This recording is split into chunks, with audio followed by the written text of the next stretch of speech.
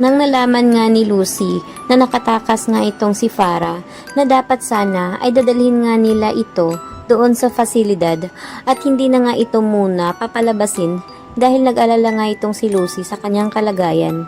Subalit ngayon ay nalaman nga ng ginang na nakatakas pala ito, ay alalang-alala nga siya dahil babalikan nga sila ni Farah dahil alam niyang maghihiganti ito lalo pang namatayan ito ng sanggol.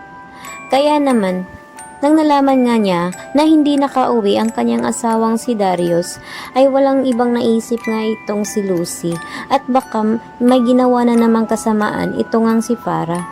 Kaya nagmamadali nga ang ginang na hanapin nga ang kanyang asawa. At subalit naman ay hindi nga niya nabutan ng kanyang asawa at hindi nga niya alam kung saan ito nagpunta.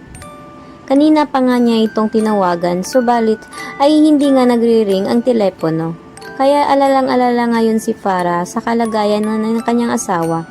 Kaya magpapatulong nga siya sa mga pulis upang hanapin nga itong si Darius.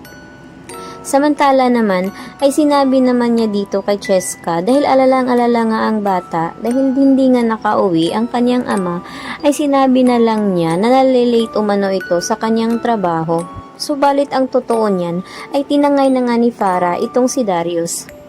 Desidido na nga itong si Farah na kunin at kidnapin na nga itong si Darius dahil alam niya ngayong hindi na ito mapapasa kanya at ang kanyang plano ay hindi na rin natuloy dahil nga wala na ang sanggol sa kanyang sinapupunan, kaya't gagawin niya ang lahat upang makuha itong atensyon ni Darius.